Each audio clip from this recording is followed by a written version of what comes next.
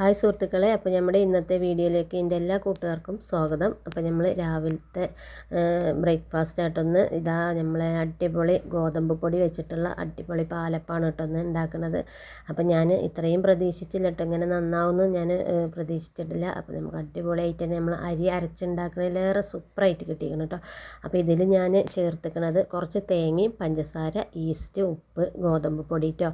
പിന്നെ അത് എല്ലാതും പാടെ ഇട്ട് അരച്ചിട്ട് ഒരു 2-3 മണിക്കൂർ നമ്മൾ റെസ്റ്റ് ചെയ്യാൻ വെച്ചിട്ട് അങ്ങനെ പൊന്തി വന്നിക്കണം കേട്ടോ. മാവൊക്കെ പൊന്തി വന്ന് അപ്പമൊക്കെ നല്ല ഉഷാറായി കിട്ടിയിരിക്കണം കേട്ടോ. അപ്പോൾ ഞാനിത് അരക്കണതും എന്തൊക്കെ ചേർക്കണം ഒന്നും ഞാൻ വീഡിയോ എടുത്തിട്ടില്ല കേട്ടോ. അപ്പോൾ ഞാൻ നന്നാവുമോയെന്ന് അറിയില്ലല്ലോ. അപ്പോൾ നന്നാവുകയാണെങ്കിൽ ഇനിയൊരു ദിവസം കാണിക്കാമല്ലോ എന്ന് ആലോചിച്ചിട്ടാട്ടോ വീഡിയോ കാണിക്കാതെ എന്ന്. അപ്പം ചുടണത് മാത്രമേ ഞാൻ വീഡിയോ എടുത്തിട്ടുള്ളൂ കേട്ടോ. അപ്പോൾ എന്തായാലും ഞാൻ ഒട്ടും പ്രതീക്ഷിച്ചിട്ടില്ല ഇത്രയൊക്കെ ഇങ്ങോട്ട് നന്നായി കിട്ടുന്നു കേട്ടോ.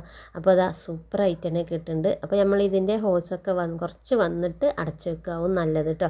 അപ്പോൾ അതുകൊണ്ടാണ് ഞാൻ അടച്ചു വെക്കാത്തത്. നിങ്ങൾക്ക് നല്ലോണം കാണുന്നില്ലേ ഈ ഹോൾസ് ഇതാട്ടോ, നല്ല വരുന്നുണ്ട്. അപ്പോൾ എല്ലാവരും ഒന്ന് ട്രൈ ചെയ്ത് നോക്കണേ. നല്ല ടേസ്റ്റ് ഉണ്ടായിരുന്നു കേട്ടോ. പഞ്ചസാര ഒരുപാടൊന്നും ഇടണ്ട, ഒരു 2 സ്പൂൺ ഇട്ടാലും മതി കേട്ടോ. നമ്മൾ അളവിനനുസരിച്ച് ഇടുക. ഞാനിപ്പോൾ അളവും കാര്യങ്ങളും ഒന്നും നോക്കിയിട്ടില്ല കേട്ടോ. കുറച്ചെല്ലാം നമുക്കൊരു മനക്കണക്ക് ഉണ്ടാവില്ലേ, അത് കരുതിയിട്ട് അങ്ങനെ ഇട്ടതാണ്. അപ്പോൾ നല്ല ടേസ്റ്റ് ഉണ്ടായിരുന്നു കേട്ടോ. ഇതൊക്കെ നല്ല അടിപൊളി ചിക്കൻ കറിയോ ബീഫ് കറിയൊക്കെ വേണം കേട്ടോ, നല്ല രസം ഉണ്ടാവും. നമുക്കിപ്പോൾ ബീഫ് കറിയും ചിക്കനൊന്നും ഇല്ലെന്ന് ഞാൻ ഉള്ളിയും കിഴങ്ങും കൊണ്ട് നല്ല ചിക്കൻ കറി ടേസ്റ്റിൽ ഉണ്ടാക്കിയതാണ് കേട്ടോ. അപ്പോൾ അതൊന്നും ഞാൻ വീഡിയോ എടുത്തിട്ടില്ല. പിന്നെ ഇതാണ്ടില്ലേ ഒട്ടലോ അങ്ങനെ ഒന്നുമില്ല കേട്ടോ. നല്ല ടേസ്റ്റ് ഉണ്ടായിരുന്നു, എനിക്കൊരുപാട് ഇഷ്ടമായി. ഞാൻ എന്തായാലും 2-3 കഴിച്ചിരിക്കണം കേട്ടോ. അപ്പോൾ സൈഡ് ഭാഗമൊക്കെ നല്ല മുരിഞ്ഞ് ഒരു ചെറിയ ഇളം മധുരം ഉണ്ട്. ആ തേങ്ങൻ്റെ ഒക്കെ എല്ലാതും കൂടി വരുമ്പോൾ നല്ല ടേസ്റ്റ് ഉണ്ട് കേട്ടോ. അപ്പോൾ നമ്മൾ ഗോതമ്പ് പൊടി കൊണ്ടും ഇങ്ങനെ പാലപ്പം ഉണ്ടാക്കാം കേട്ടോ. അപ്പോൾ ഇതാ അവന് വേണ്ടാന്ന് പറഞ്ഞിട്ടോ, അവന് ചോറ് വേണം എന്നായിട്ടോ. അപ്പോൾ കിഴങ്ങ് കറി കണ്ടിട്ടാണ്. അപ്പോൾ അവന് ചോറാണ് കേട്ടോ കഴിക്കുന്നത്. ഇപ്പോൾ പനിയൊക്കെ മാറിയിട്ട് തൊള്ളക്ക് ഇങ്ങനെ ഓരോന്ന് ചോദിക്കും കേട്ടോ കഴിക്കാൻ. പക്ഷേ കൊടുക്കുമ്പോൾ കഴിക്കൂല. അതിപ്പോൾ അവന് കുറച്ച് ജ്യൂസ് അടിച്ച് കൊടുക്കാമെന്ന് വെച്ചിട്ട് കുറച്ച് മുന്തിരിങ്ങ ഇട്ട് വേവിച്ച് വെച്ചതാട്ടോ. അപ്പോൾ കുറച്ച് കഴിഞ്ഞിട്ട് വേണം അവന് ജ്യൂസ് അടിച്ച് കൊടുക്കണം. അപ്പോൾ ഇനി നമ്മൾ ഉച്ചക്കലത്തേക്കുള്ള പരിപാടിയൊക്കെ തുടങ്ങായി. നമ്മൾ രാവിലത്തെ ചായയും കടിയും പാത്രമോളും ഒക്കെ കഴിഞ്ഞിക്കണം കേട്ടോ. അപ്പോൾ കുറച്ച് കാബേജ് അരിഞ്ഞ് വെച്ചിട്ടുണ്ട്. പിന്നെ നമ്മൾ ഉണക്കലാട്ടെന്ന് നമ്മളെ ഉച്ചക്കൊക്കെ ഉള്ളത് ഉണക്കൽ കുറച്ച് ഞാൻ മാങ്ങയൊക്കെ ഇട്ടിട്ടൊരു പുളിഞ്ചാറ് വെക്കാൻ പോവാം കേട്ടോ. ഇവിടെ പാലക്കാട് പുളിച്ചാറ് എന്ന് പറഞ്ഞാൽ വേറൊരു സംഭവമാണ്. ഇവിടെ പുളിഞ്ചാറ് പറഞ്ഞാൽ ഇങ്ങനത്തെ സംഭവമാണ് കേട്ടോ. അപ്പോൾ രണ്ടും 2 വിധമാണ്, പക്ഷേ പേരൊന്നു തന്നെയാണ് കേട്ടോ. പുളിഞ്ചാറ് അറിയും, അവിടെ പുളിച്ചാറെന്നും പറയും. അപ്പോൾ കുറച്ച് ഒരു കഷ്ണം മാങ്ങയും ഒരു കഷ്ണമല്ല ഒരു ചെറിയ മാങ്ങയാണ് എടുത്തത്. അതൊന്ന് മുറിച്ചിട്ട് കൊടുത്ത് 2 പച്ചമുളകല്ല പഴുത്ത മുളകാണ് കേട്ടോ. അപ്പോൾ മുളകൊക്കെ അങ്ങോട്ട് പഴുത്തിക്കണം. അപ്പോൾ അത് ഒന്ന് വേവിച്ചെടുക്കണം. കുറച്ച് മഞ്ഞൾപ്പൊടി ഉപ്പൊക്കെ ഇട്ടിട്ട് നമുക്ക് ഒന്ന് വേവിച്ചെടുക്കാം കേട്ടോ. എന്നിട്ടാണ് മീനും കുറച്ച് തേങ്ങയൊക്കെ അരച്ച് പാരണം കേട്ടോ നമുക്ക്. അപ്പോൾ മാങ്ങയൊക്കെ ഒന്ന് വെന്ത് ഇട്ടിട്ട് കുറച്ച് കറി തന്നെ ഉണ്ടാക്കണം കേട്ടോ. ഒരുപാടൊന്നുമില്ല, അത് കുറച്ച് മതി കേട്ടോ. ഇതുണ്ടെങ്കിൽ ഊണ് കഴിക്കാൻ നല്ല ടേസ്റ്റാണ്. പിന്നെ അപ്പോൾ അതങ്ങനെ ചട്ടി വെച്ച് നമ്മൾ വേവിച്ചെടുക്കുകയാണ്. ഇനി നമുക്ക് ഇപ്പുറത്തെ അടുപ്പിൽ നമ്മൾ കാബേജ് ഒന്ന് വെക്കാം കേട്ടോ. അപ്പോൾ അത് നല്ല നാടൻ രീതിയിലൊരു കാബേജ് ഉപ്പേരിയും കൂടെയാണ് കേട്ടോ. വേറെ ഉള്ളിയൊന്നും ഇടണില്ല, ഉള്ളി മൂപ്പിക്കുക ഒന്നും ചെയ്യണില്ല. കുറച്ച് കടുക് ഇട്ടിട്ട് അതിലേക്ക് നമ്മളിതാ കാബേജ് അങ്ങോട്ട് കൊട്ടി കൊടുക്കുകയാണ് കേട്ടോ. നല്ലവണ്ണം ഞാൻ കഴുകി വാർന്ന് വെള്ളമൊക്കെ പോയിക്കണം കേട്ടോ. വെള്ളം ഒട്ടും തന്നെ അല്ല. കാബേജ് വെക്കുമ്പോൾ നമ്മൾ വെള്ളം ആക്കരുത് കേട്ടോ. വെള്ളം ഉണ്ടെങ്കിൽ പിന്നെ ആ കാബേജ് ഉപ്പേരി ടേസ്റ്റ് കിട്ടില്ല കേട്ടോ. അപ്പോൾ ഞാൻ അതിലേക്ക് കുറച്ച് തേങ്ങ ഇട്ട് കൊടുത്തേക്കണു, കുറച്ച് ഒരു മുളകും ഇങ്ങനെ പൊളിച്ച് ഇട്ട് കൊടുത്തേക്കണു കേട്ടോ. ഇനി കുറച്ച് ഉപ്പിട്ട് കൊടുക്കണം. അപ്പോൾ നമ്മൾ പച്ചക്കറികളൊക്കെ കഴിഞ്ഞിക്കണം കേട്ടോ. അതുകൊണ്ടാണ് ഉള്ളിയൊന്നും ഒക്കെ കഴിഞ്ഞിക്കണം, ഉള്ളിയും പച്ചമുളകും എല്ലാം കഴിഞ്ഞിക്കണം. അപ്പോൾ ഇന്ന് കൊണ്ടിരിക്കണം. അപ്പോൾ മുളക് കുറേ പഴുത്ത് കിടക്കണം കേട്ടോ. അത് കളയാനാവില്ല എന്ന് വെച്ചിട്ട് അതങ്ങോട്ട് പറ്റങ്ങ് കഴിയട്ടെ എന്ന് വിചാരിച്ചിട്ടാണ്. അപ്പോൾ അങ്ങനെ അതും സെറ്റായി. അതൊന്ന് അവിടെ വെന്ത് കിട്ടുമ്പോഴത്തേക്ക് നമുക്ക് തേങ്ങ അരക്കണം. നമ്മൾ ഉണക്കലൊക്കെ ഒന്ന് തോല് ചീന്തി എടുക്കാണ്ട് അതൊക്കെ സെറ്റാക്കണം കേട്ടോ. അപ്പോൾ ഇതാ കേബേജ് ഒന്ന് നല്ലോണം ഒന്ന് ഇളക്കി കൊടുക്കുന്നുണ്ട്. കേബേജ് നമ്മൾ എപ്പോഴും ഉപ്പേരി വെക്കുമ്പോൾ അടച്ചു വെക്കാതെ തുറന്ന് വെച്ച് വേവിക്കാവും നല്ലത് കേട്ടോ. അടച്ചു വെക്കുമ്പോൾ ആവി വെള്ളം ഇറങ്ങിയിട്ട് ഒരു വെള്ളം പീച്ചിയ പോലെ ഉണ്ടാവും കേട്ടോ ഉപ്പേരിയിൽ. ഇത് നമ്മളിങ്ങനെ തുറന്നിങ്ങനെ വെച്ചിട്ട് പാചകം ചെയ്യുകയാണെങ്കിൽ വേവിച്ചെടുക്കുകയാണെങ്കിൽ നല്ല ഇങ്ങനെ വെള്ളമൊന്നും ഇല്ലാതെ വിട്ട് നല്ല പൊരുപൊരേന് കിട്ടും കേട്ടോ.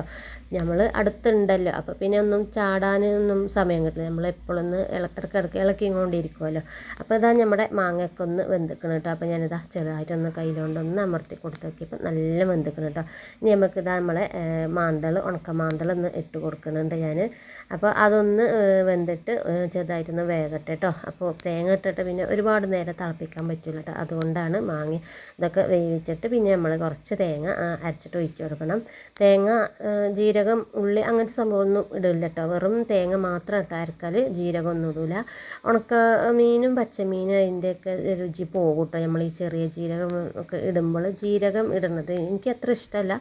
ഇടുന്നോല് ഉണ്ട് കേട്ടോ. അപ്പം ഇടുന്നോല് ഇടട്ടെ അല്ലേ, നമ്മൾ ഇടണ്ട.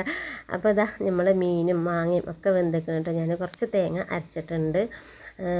പിന്നെ പച്ചത്തേങ്ങയാണ് കേട്ടോ. പിന്നെ നമ്മൾ വേറെ വറുക്ക് അങ്ങനെ ഒരു സംഭവമൊന്നും ഇതിന് വേണ്ട. സിമ്പിളാണ് കേട്ടോ കറി ഉണ്ടാക്കാൻ. പെട്ടെന്ന് തന്നെ നമുക്ക് ഉണ്ടാക്കാം.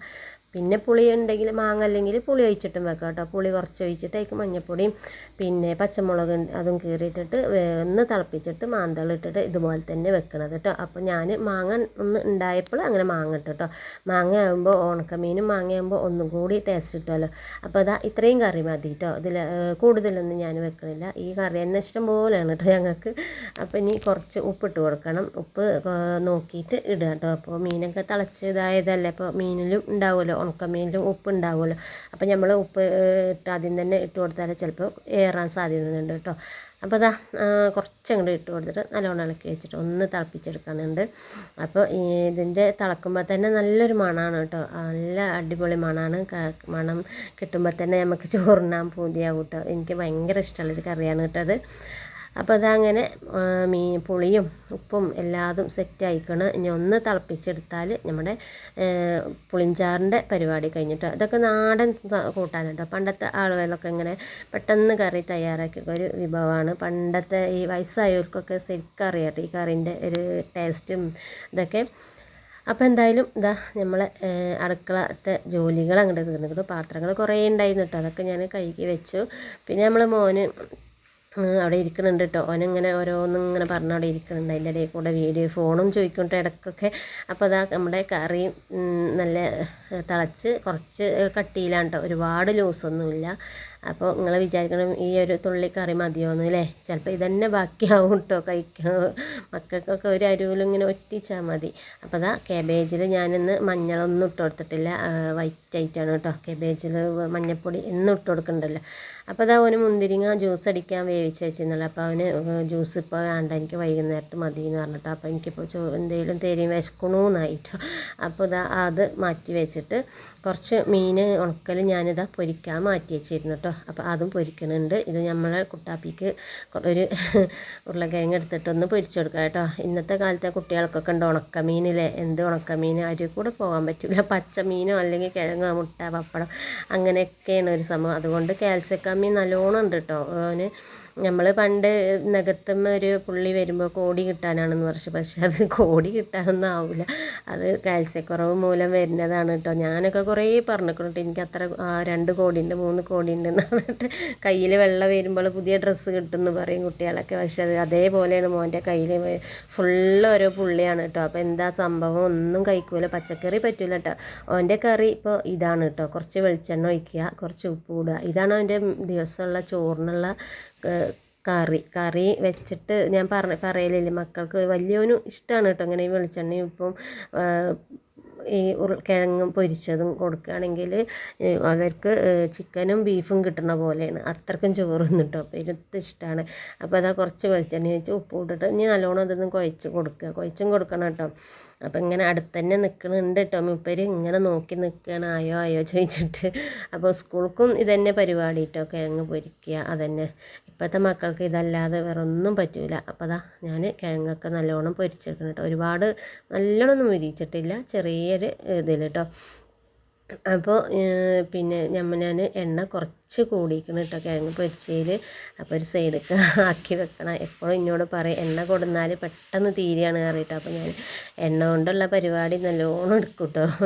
അപ്പോൾ അതാ കണ്ടില്ലേ നല്ല എണ്ണ ഊർന്ന് വരട്ടെ. അപ്പോൾ അത് സൈഡൊക്കെ ഒന്ന് മാറ്റി വെക്കുകയാണ്. ഇനിയും ഒരു ഉരുളക്കിഴങ്ങ് പൊരിക്കാനുള്ള എണ്ണ ഉണ്ട് കേട്ടോ അതിൽ. അപ്പോൾ അതാ ഇടയിൽ കൂടെ കട്ടെടുക്കണമൊക്കെ ഉണ്ട് കേട്ടോ കിഴങ്ങ്. അപ്പോൾ അവന് സമാധാനമല്ല. അപ്പോൾ അവന് എന്തായാലും ചോറൊക്കെ കൊടുക്കട്ടെ കേട്ടോ മക്കളെ. അപ്പോൾ നമ്മുടെ ഇന്നത്തെ വീഡിയോ ഇത്രയേ ഉള്ളൂ കേട്ടോ. അപ്പോൾ നിങ്ങൾക്ക് ഇഷ്ടപ്പെട്ട എല്ലാവരും ലൈക്കും സബ്ബൊക്കെ ചെയ്ത് സപ്പോർട്ട് ചെയ്യുക. Okay bye.